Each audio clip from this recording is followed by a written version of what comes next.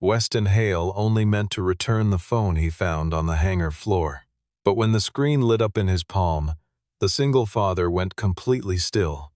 Staring back at him was a photograph of himself at 17, wearing his old school jacket, standing beside the silver glider he had built alongside a girl who vanished the morning after graduation. The phone belonged to Vivienne Ashcroft, the powerful CEO whose private jet had just made an unscheduled landing at his airport. 22 years had passed since she left without a single word of goodbye, and now she was looking straight at him, asking the question that stopped every thought in his head. Did you never receive any of my letters? Stay until the very end to find out who tore them apart and why that photograph had never once been deleted. The evening shift at Lakehurst Regional Airport began like most others. Quiet runways, instrument checks, the particular hum of ground support equipment moving in the blue-gray light of a Michigan dusk.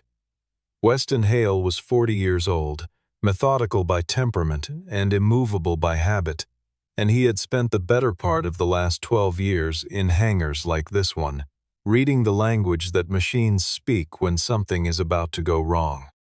He had been assigned to assist with ground power verification for an Ashcroft Aeronautics test aircraft that had diverted from its scheduled flight path, nothing in the briefing suggesting the night would become anything other than a long shift with overtime paperwork. He was working alone near the far end of the hangar, tracing a voltage irregularity in a secondary junction panel, when his boot caught the edge of something on the polished concrete. A slim, brushed titanium phone, tucked half under the low bench reserved for visiting technical delegations. He picked it up automatically, intending to carry it to the operations desk, and the screen pulsed to life as he turned it over in his hand. What he saw on that lock screen made the breath leave his body as if he had walked into an airframe at full pressure. A boy of 17 stood beside a glider with a 2-meter wingspan and silver laminate wings, the kind of construction that could only have been built by someone who genuinely cared whether the numbers held under load. The boy's jacket read Lakehurst High across the chest. His expression was the quiet pride of someone who had just heard his name announced over a state competition loudspeaker. Weston knew the photograph because he had been standing inside it on the day it was taken. At the regional science fair during the last spring, he had believed anything about his future was certain. The original image had held two figures. He and the girl beside him had built that glider together, her on the mathematics and aerodynamic modeling, him on the physical assembly and balance systems. But the lock screen had been cropped so that only his half remained.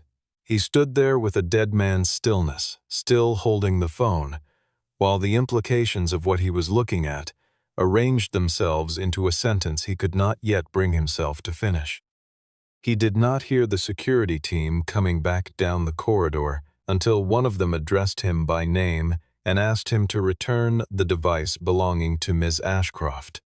Vivienne Ashcroft came around the corner of the hangar 30 seconds later, and she recognized him before he had fully registered who she was.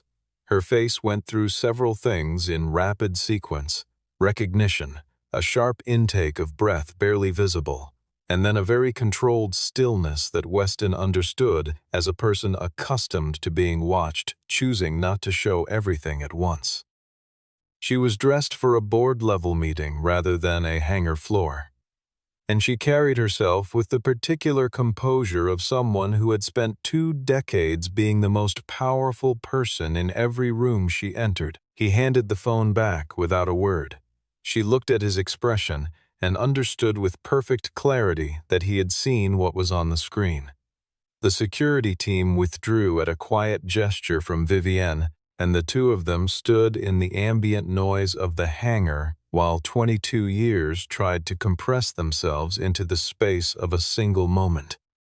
She asked the only question that mattered, and he told her the truth. He had waited a full year, checking the mail every day, writing letters that were returned or went unanswered, and finally receiving a short note that he had interpreted as the end of everything between them. Vivian absorbed this without expression. Then she said she had sent him 37 letters. To understand why that number felt like a physical blow, it was necessary to go back to the year that had built both of them and then taken itself apart. Vivian had arrived in Lakehurst during the fall semester of their senior year, when Thaddeus Ashcroft had opened a short-term research facility 40 minutes outside of town and moved his family temporarily into a lakeside house that was more square footage than the entire science building at Lakehurst High. She walked into the school carrying the polished silence of someone who had grown up understanding that wealth created distance, and most of her classmates confirmed that expectation by maintaining it. Weston had not done that. He sat beside her in the science elective not because he was unaware of who her father was, but because he was genuinely more interested in her answer to the problem on the board, and she had noticed the difference. They began working together informally, then officially through the science club, and the glider project emerged from a conversation about whether a passive balance control system could compensate for variable wind shear without any active motor input. Vivian handled the aerodynamics and the load calculations with a precision that made Weston re-examine his own work every time she handed back a marked-up draft. He handled the physical construction and the mechanical balance rig, translating her equations into something that could be held and tested and adjusted. The collaboration deepened into friendship over 4 months of Tuesday afternoons and Saturday mornings in the school workshop, and then deepened further into something neither of them had a practiced vocabulary for, because it was the first time for both of them. They won the state competition in April. The photograph was taken that day, both of them standing beside the glider with the kind of straightforward happiness that belongs entirely to people who have not yet learned what it costs.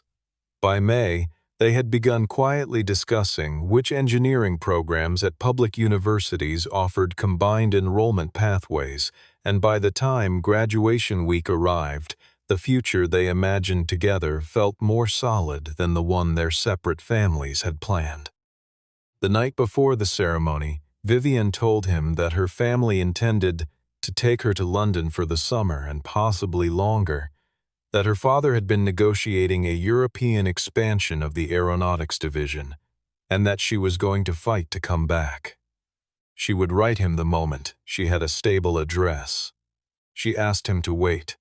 3 days after graduation, the Ashcroft household left Lakehurst without ceremony and without any opportunity for Vivian to see Weston one final time.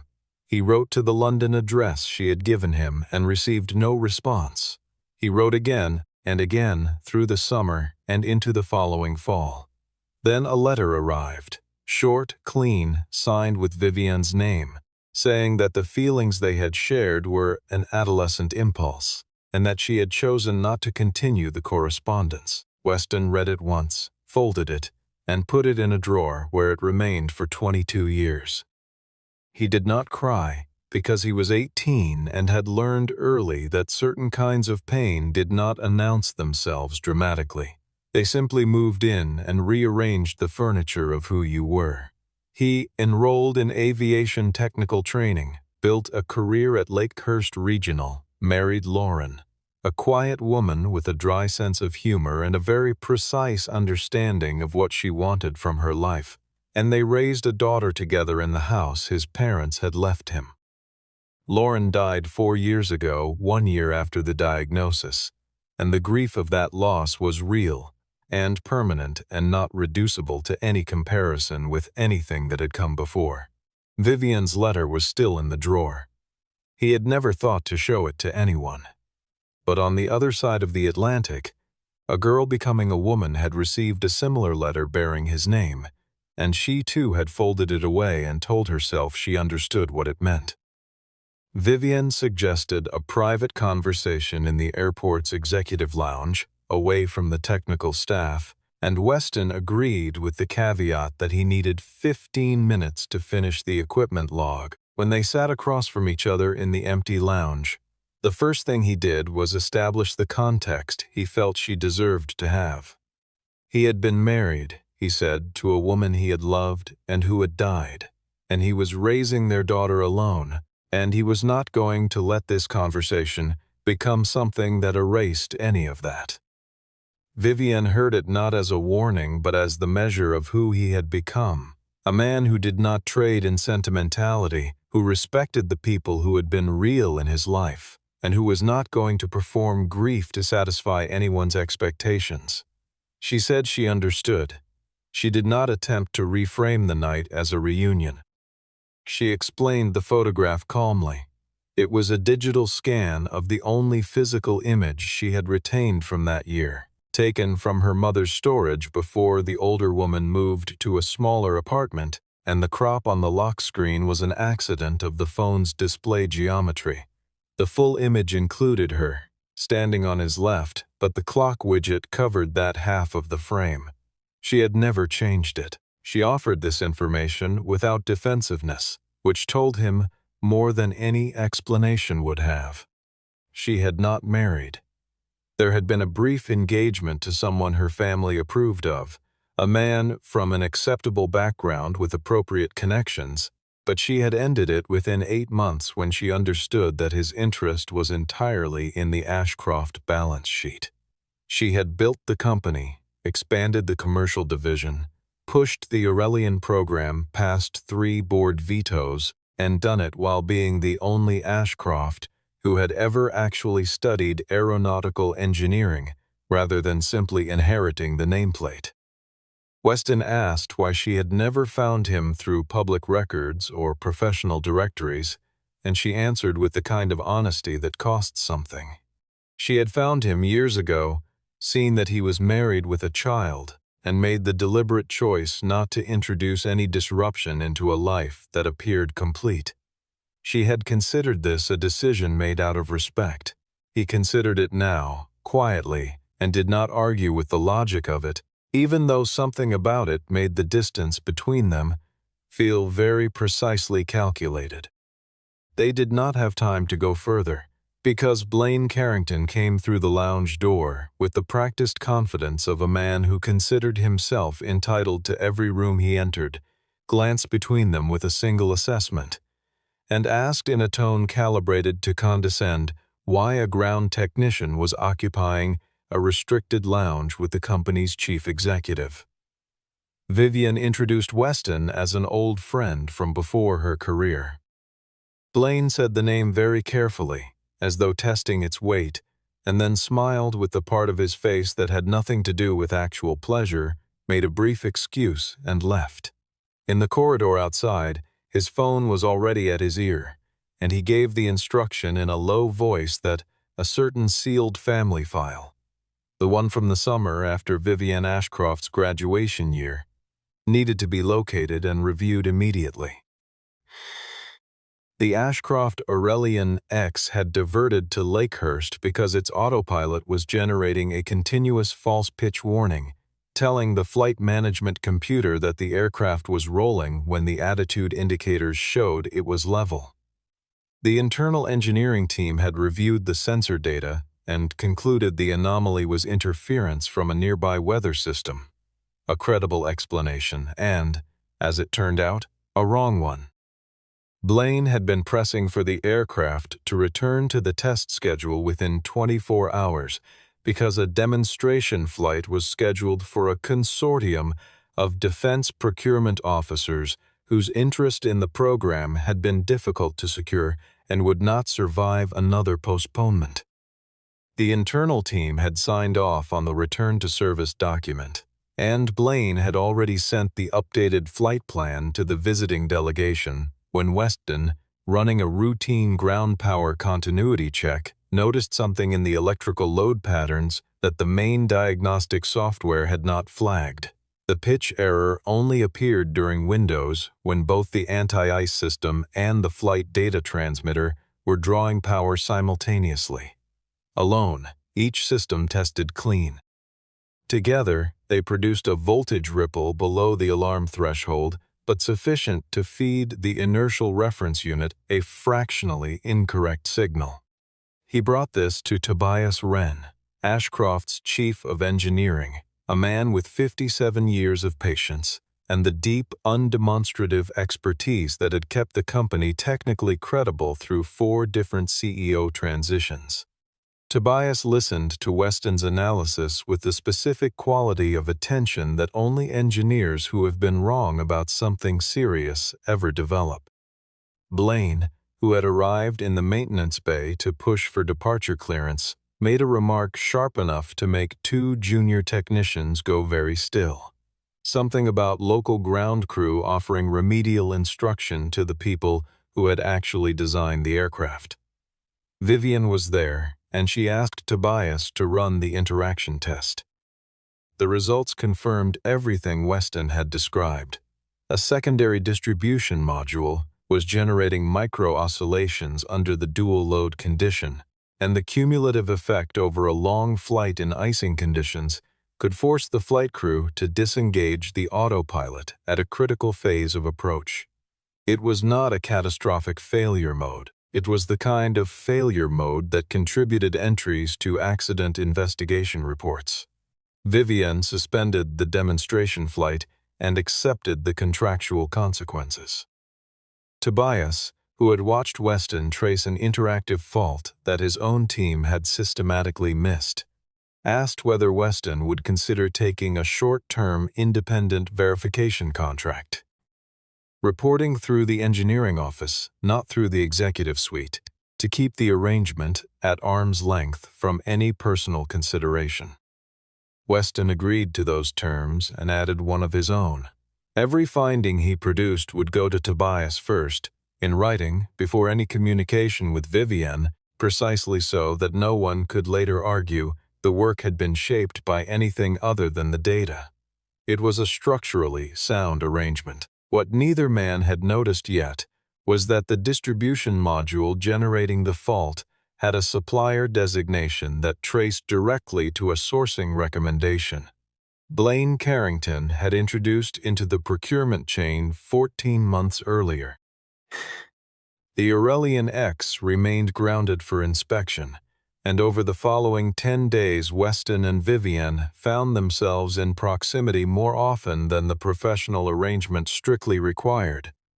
Not because either of them sought it, but because a serious airworthiness investigation on a small airfield creates a compressed geography in which the relevant people repeatedly encounter each other at coffee machines and corridor intersections.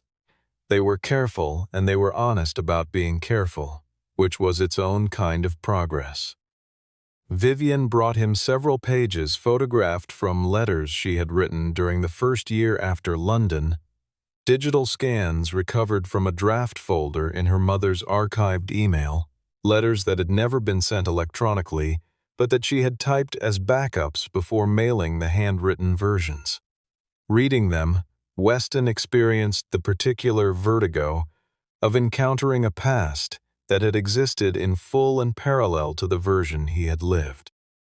The letters described a girl navigating a city where she knew no one who spoke to her as though she were a person rather than an inheritance, calculating the months until she would be old enough to take a flight back to Michigan without asking permission, describing the London autumn as beautiful and completely irrelevant to anything she actually cared about.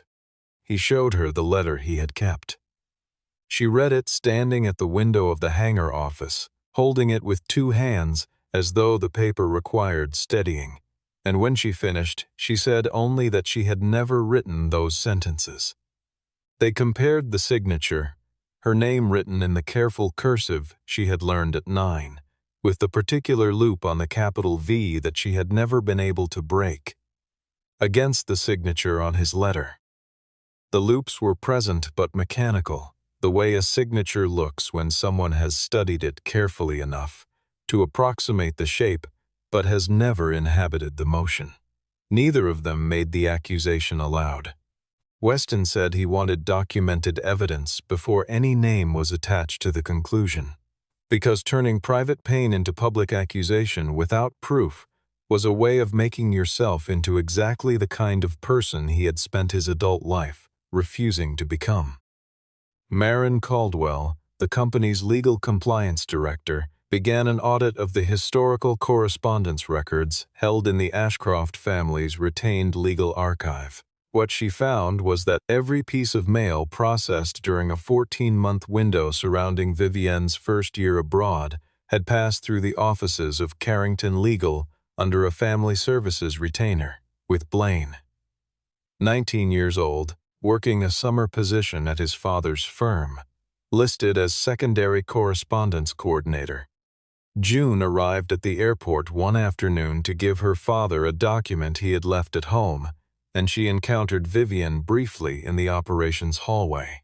Vivienne did not attempt to be charming or to make herself appealing to a 16-year-old girl whose instincts were almost certainly already calibrated to distinguish between people who wanted something and people who were simply present. She said she was an old friend of Weston's from before his career, and she asked June what she was studying in school. June said astronomy and photography, and Vivienne said those were two disciplines that rewarded the same fundamental skill, knowing exactly where to point your attention. June went home and mentioned to her father, with the careful neutrality of a teenager who had decided not to editorialize, that his friend seemed like someone who gave answers instead of performances. That same evening, Weston found the old photograph of the glider in the family memory box on the hallway shelf, a physical print, slightly faded at the edges, with both figures intact. Himself and Vivienne, the full image, neither of them cropped out of each other's story. He turned it over. On the back, in handwriting he barely recognized as his own younger self's, were the words, "Wherever you are, I'll still be waiting for an answer." The scandal arrived in the form of a photograph and a headline. Someone had passed an image to a financial news service, Weston and Vivienne in conversation inside the hangar, taken at an angle that removed all the professional context and left only the intimate geometry of two people standing close together in a space full of expensive machinery. The story that accompanied it characterized the situation as a chief executive, having introduced a former teenage boyfriend into a multi-billion-dollar safety-critical program, bypassing competitive procurement, and suggested that every technical finding produced under the arrangement deserved to be reviewed for objectivity. Blaine presented the coverage to the board with the practiced gravity of a man who had not written the story himself, but was profoundly concerned by what it revealed. He moved for a suspension of Weston's contract and an independent review of the conflict of interest framework. Vivienne documented the procurement record in detail. Tobias had initiated the engagement.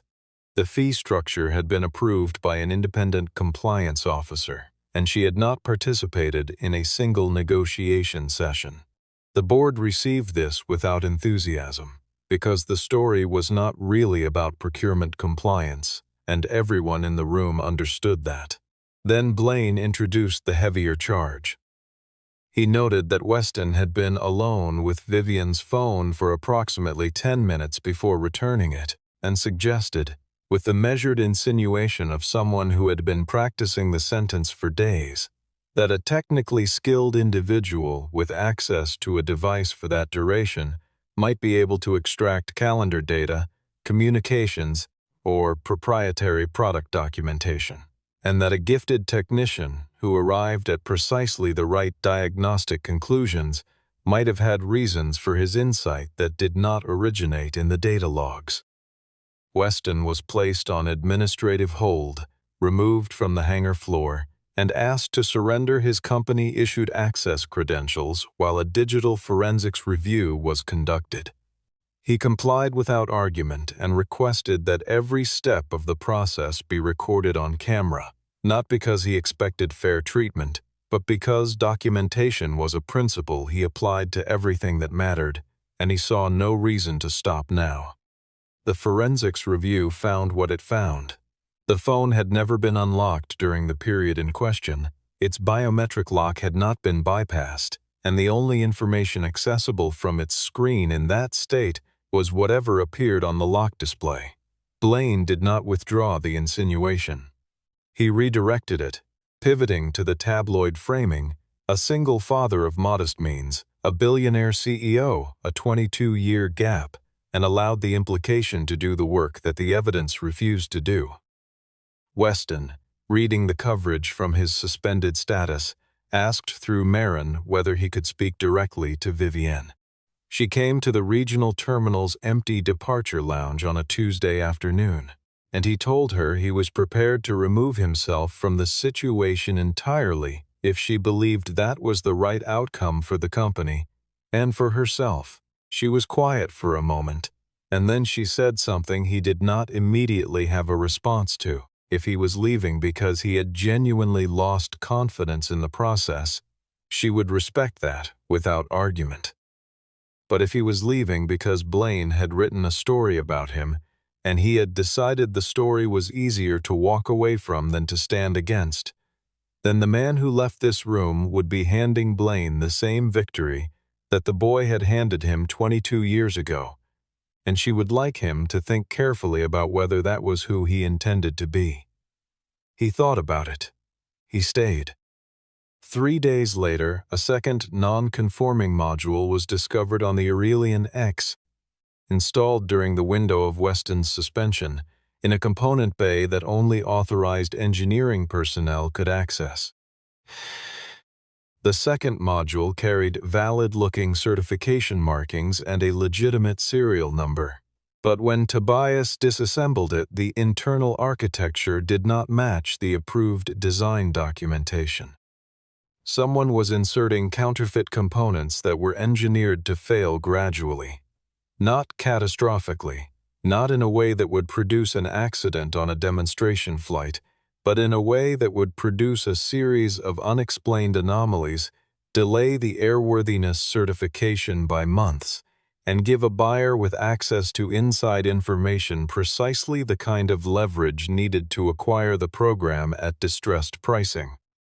Tobias and Weston worked quietly for 6 days, mapping the component substitution timeline against the internal communication logs, using a tracking system they had constructed without notifying the broader management chain. The pattern was exact and damning. Every substitution had occurred within 48 hours of an engineering status report being routed to Blaine Carrington's office. The coincidence was not a coincidence.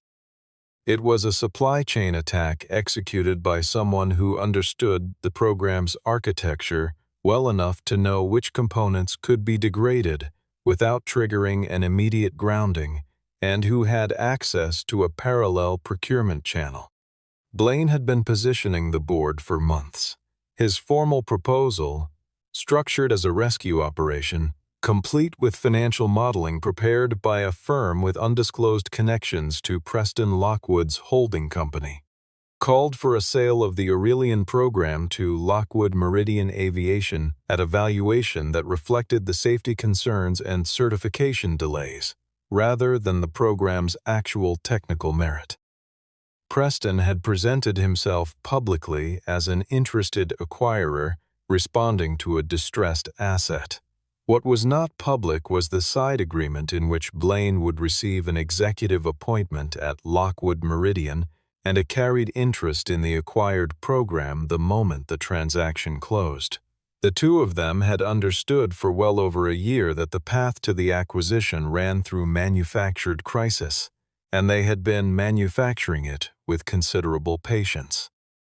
Meanwhile, something quieter was happening between Weston and Vivienne, not a restoration of what they had been at 17, because those two people were gone and neither of them was foolish enough to pretend otherwise, but a slow, honest reconstruction of the trust that had been broken by someone else's decision, tested against the people they had actually become. They agreed, without making it into a formal declaration, that nothing between them would move forward while the investigation was active. Vivian said she did not want Weston to ever be described as someone she had rewarded. He said he did not want his daughter to think he was trying to relive a chapter that belonged to a version of himself she had never met.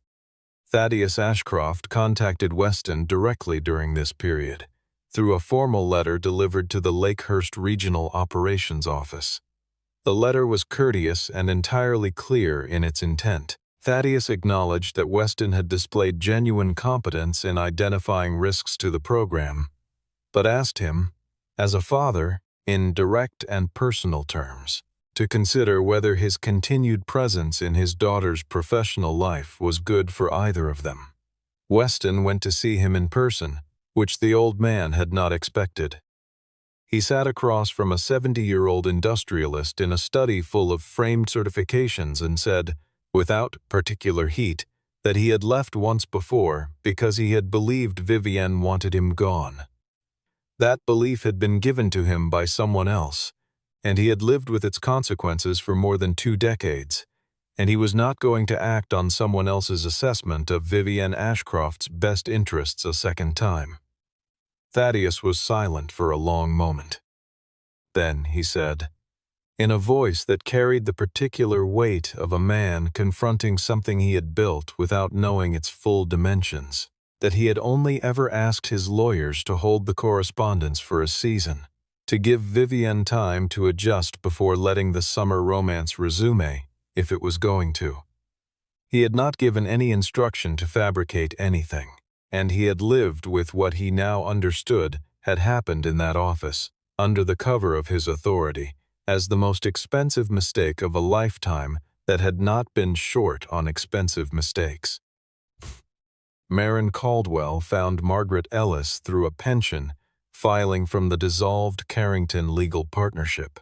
Margaret was 74 years old, living in a retirement community 2 hours north of Lakehurst, and her first response to Marin's visit was to close the door. She had signed a confidentiality agreement at the time of the firm's dissolution and had spent 22 years arranging her memory of that summer into a shape she could live with. Marin told her, without embellishment, what Blaine was currently attempting to do with an aircraft that had non-conforming components installed in its flight control system. Margaret opened the door again and asked Marin to come in and sit down. She had never spoken to anyone about what she had seen in the files that season. She was going to speak about it now. Her account was precise in the way that accounts become precise when they have been reviewed privately for many years by someone who knows they are carrying a weight that may one day have to be set down. Thaddeus had instructed the firm to intercept and hold the correspondence, nothing more. A 3-month delay after which the letters would be forwarded and Vivienne could respond however she chose. Blaine, working as a summer associate and already demonstrating the particular ambition that would define his adult career, had gone further on his own initiative. He had held every letter from Weston. He had held every letter from Vivienne. He had composed 2 brief letters of termination, one in each voice, approximating each signature, and ensured they arrived at their destinations through a forwarding arrangement that bypassed the official hold. He had told Vivienne, when he visited London the following winter under the pretext of family business, that Weston had started seeing someone new. Margaret had seen the correspondence ledger. She had the entry numbers. 37 letters from Vivienne Ashcroft to Weston Hale, received and sequestered between June and the following August. 29 letters from Weston Hale to Vivienne Ashcroft, received and sequestered across the same window. All of them held in archive. None of them destroyed, because Blaine, even at 19, and perhaps especially at 19, had understood that physical documents were leverage. The same storage boxes that held the letters, transferred to a commercial archive facility when Carrington Legal dissolved, were located through the firm's final inventory records. They had never been formally requested for destruction because no one with standing to request it had known they existed. Inside, among the sealed envelopes, was a more recent document, a memorandum of understanding between Blaine Carrington and a shell entity registered in Delaware, whose beneficial ownership traced, after 3 holding layers, to Preston Lockwood's family office. The memorandum described a transaction structure, a timeline, and a set of performance conditions that together constituted the most legally precise definition of a conspiracy to commit corporate fraud that Morin had seen in 15 years of compliance work. The same document that proved Blaine had stolen 2 decades from 2 people also proved he had intended to steal the company. Weston and Vivian were shown the letters that evening. They sat across from each other at the long table in the airport conference room, the archive box between them, and neither of them reached for the envelopes. They understood without discussing it that the letters belonged to 2 young people who had loved each other with the uncomplicated certainty available. Only before life had taught them what certainty actually costs, and that those 2 people deserved to remain intact inside their sealed envelopes, unrevised by the knowledge of everything that had come after. Blaine moved first, because he had always preferred offense to the alternative. The morning before the board was scheduled to hear Marin's compliance findings, an Ashcroft security officer found a non-conforming component inside Weston's locked tool cabinet, bearing the same serial number family as the parts that had been installed in the Aurelian X during the sabotage window. Blaine presented this discovery to the board chair by telephone before 7 in the morning, framing it as confirmation that Weston had manufactured the technical crisis from the beginning, inserting faults to demonstrate diagnostic brilliance, engineering his way into the program, and using proximity to the CEO to position himself for outcomes that had nothing to do with aircraft safety. It was a complete narrative, internally consistent, and constructed with the kind of craft that requires having prepared it well before the circumstances that would make it necessary. Weston was escorted from the facility. He cooperated at every step. He had asked, as a condition of his cooperation, that continuous video documentation be maintained of the entire process, and the security team complied because the request was reasonable and because Marin Caldwell, who had happened to arrive at the facility at the same time, confirmed in writing that she was observing on behalf of the compliance office. On the short drive home, he called June and told her only that there would be some coverage of his name in the news, and that none of it reflected anything he needed to be ashamed of. June said she knew, and asked if he needed her to come get him, and he said he was fine, he was driving himself, and she should go to school. The security access log for the cabinet showed it had been opened with a management tier credential 2 days earlier, during a period when Weston was in a documented technical review session with Tobias and 4 members of the engineering team, all of whom had signed in and out on camera. The corridor camera covering the tool bay had experienced an 11-minute outage during that window, a scheduled maintenance pause, according to the submitted work order, except that no maintenance had been performed on that camera system in the preceding quarter, and the outage corresponded exactly with elevator records, showing that Blaine's personal assistant had descended to the technical floor and returned 12 minutes later. Weston reviewed the available data from his suspension and told Tobias that Blaine was accelerating, which meant the demonstration flight window was critical to the scheme in a way that had not been fully understood. If the Aurelian X flew with the current component configuration, it would produce exactly the class of visible, documentable failure that would justify the board accepting a distress-priced acquisition offer. Vivian suspended the flight. The board was angry. Lockwood Meridian's representatives withdrew from the room, and Blaine Carrington filed a motion for a vote of no confidence in the CEO. The board convened in the Ashcroft headquarters main conference room, and Blaine structured his presentation with the theatrical confidence of a man who believed he was delivering a verdict rather than making an argument. He laid out the accumulation, the phone, the contract, the component found in Weston's cabinet, the flight cancellations, and he returned to it deliberately, knowing its power, the lock screen photograph of a 17-year-old boy that a 40-year-old chief executive had been carrying for reasons she had never disclosed to her governance structure. He suggested that the board was entitled to draw its own conclusions about the quality of judgment that produced that series of decisions. Vivienne responded to the photograph directly. She said a personal image on a private device was not a governance matter, that it did not demonstrate professional incapacity, and that anyone who wished to argue otherwise was welcome to articulate the specific policy it violated.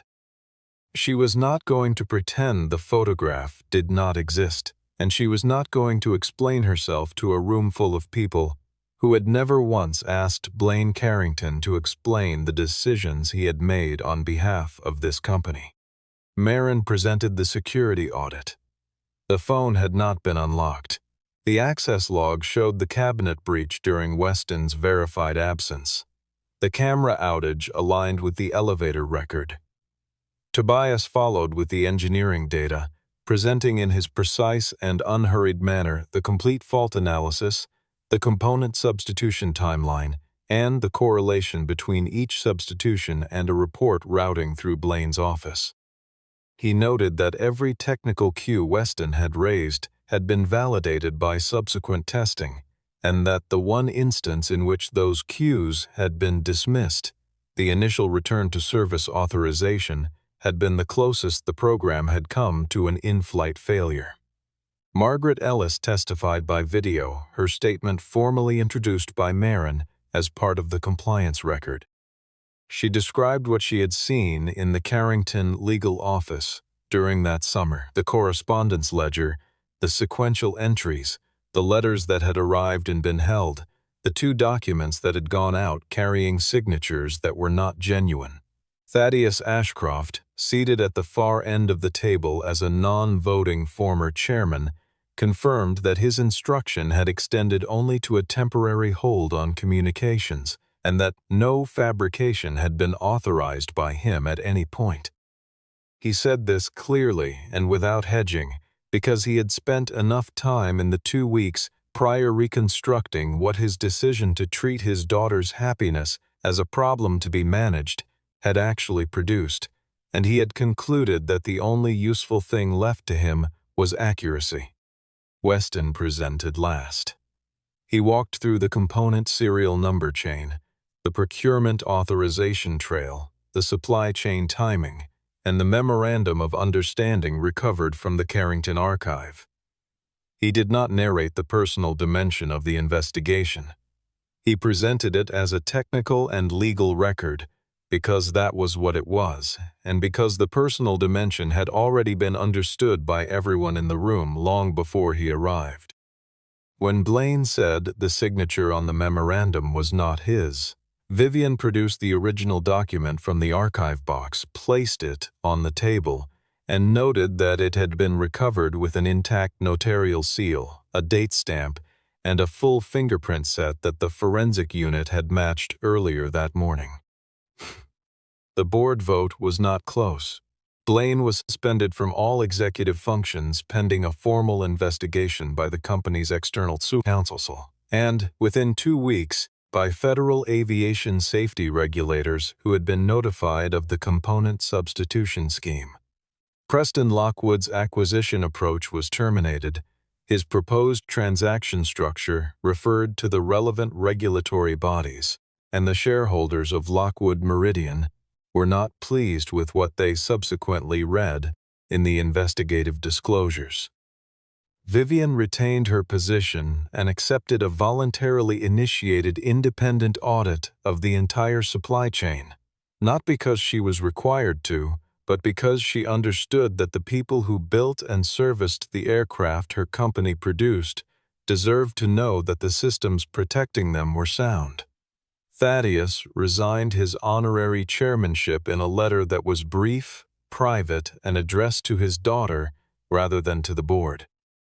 He acknowledged that his belief in the correctness of his judgment had been the condition under which someone else's malice had operated, and that this was not a responsibility that could be shared or deferred. Vivian read it once, filed it, and did not respond for 3 weeks, at which point she called him, and they had a conversation that was not resolved by the end of the first hour, but that had not been possible before this. Weston was formally cleared and received a written offer from the company's board for the position of Director of Aviation Safety. He declined it. He explained, through Tobias, that accepting a position that placed him inside the Ashcroft executive structure would compromise both the independence of his work and the clarity of every other relationship in the building, and that he had spent enough of his adult life operating in circumstances where the personal and professional dimensions of a situation had been deliberately confused by people with an interest in the confusion. What he proposed instead was a partnership arrangement. He and Tobias would establish an independent airworthiness verification unit, incorporated separately, contracted at market rate to multiple commercial aviation clients, with Ashcroft Aeronautics as one client among several. The proposal was accepted. The unit took its first 2 contracts in the same quarter. Weston told June about the new arrangement on a Sunday morning over coffee, and she listened and then asked whether this was going to mean he traveled more or less than before. He said probably about the same. She said that was fine, and then she asked, with the careful, indirect precision of a 16-year-old who has already formed an opinion and would like her parent to catch up, whether Vivienne was going to be involved in the business. He said that they were separate arrangements. June said she understood that and asked again whether Vivienne was going to be involved. Weston told her they were figuring some things out. June said that seemed like a reasonable approach to most things. The months that followed moved at the pace of 2 people who had learned not to hurry conclusions. They saw each other when the work brought them to the same location, which was often enough. They had a series of dinners that were not announced as anything in particular, but that both of them showed up to having thought carefully about what they wanted to say. They were navigating the difference between the people they had been in love with at 17 and the people they were now, and they found that the navigating itself was something they were both genuinely interested in, which was its own kind of answer. The Aurelian X completed its final certification flight 14 months after the night Weston had found the phone on the hangar floor, with a fully re-audited component inventory and a monitoring protocol that Tobias had described in testimony to the regulatory body as the most rigorous supply chain verification process in the domestic commercial aviation sector. The airframe performed without anomaly across the full certification envelope. Weston was not aboard, because his role was in the analysis that preceded and followed flight, not in the flight itself. But he watched the telemetry feed from the ground station at Lakehurst with the particular attention of someone for whom this outcome had not been hypothetical. June graduated from Lakehurst High on a warm June evening, under the same sky that had covered the science fair where her father had built something he was proud of and stood beside someone he had not yet understood he was going to lose. Vivian attended the ceremony and sat next to Weston in the second row of the general seating, not in the reserved section, not as a distinguished guest or a donor to the school foundation, but as someone who was there because she wanted to be, for reasons that were entirely personal. June walked across the stage and found her father's face in the crowd and smiled the specific smile of a person who is satisfied with how things have turned out. After the ceremony, they went together, Weston, Vivienne, and June, back to the old municipal hangar where the original glider had been stored after its return from the state competition. The model had been professionally restored some years earlier as part of a local aviation history project and hung suspended from the ceiling on two thin cables, silver laminate wings precisely as they had been, the balance rig still visible beneath the fuselage. Weston had arranged to have the original full photograph mounted and framed on the wall beneath it. Both of them, unedited, standing together with the whole future apparently ahead of them. Vivienne handed him her phone. The lock screen had been changed. The image of the 17-year-old boy in the school jacket was gone. In its place was a photograph taken in the hangar on the morning of the Aurelian X's certification flight. Weston on the left, Vivienne on the right, June between them, all three looking at something outside the frame, and all three of them laughing at whatever it was. He looked at it for a moment and then asked whether replacing the old photograph meant she had decided to let go of the past. She said no. She had kept the original in a separate folder because it belonged to a version of herself she still wanted to be able to find. She had changed the lock screen because she no longer needed an old memory as a placeholder for someone she had actually found in the present. He reached into the inside pocket of his jacket and took out an envelope he had been carrying for a week. It was the last unsent letter from the archive box, one he had written in the November of the year Vivienne had left, addressed to a London address he had never confirmed, stamped but never mailed, and kept all these decades inside the sealed correspondence record because it had been intercepted before he could change his mind about sending it. He had read it once after receiving it back from the archive, then resealed it. The final sentence, legible through the envelope's worn translucency when held up to light, read, "If we ever find each other again, I hope I still have the courage to ask you one more time." Vivienne looked at the envelope and asked what he had wanted to ask. He did not produce a ring. He did not make a declaration that covered the distance of 22 years in a single sentence. He asked her to come home for dinner, to the house in Lakehurst, to the kitchen table where June did her homework, and the window faced the back garden, to an evening with no particular occasion that he would very much like her to be part of. He said this not with the urgency of someone trying to recover time, but with the steadiness of someone who had decided that the next chapter was worth beginning carefully. Vivienne said yes. The three of them walked out of the hangar together into the early summer night, and behind them the old glider turned slowly on its cables in the slight movement of the air from the opening door. No longer a monument to what had been taken, but evidence of the simpler, more durable truth that some journeys are not abandoned when they are interrupted. They are only waiting for the people who made them to find their way back to the beginning.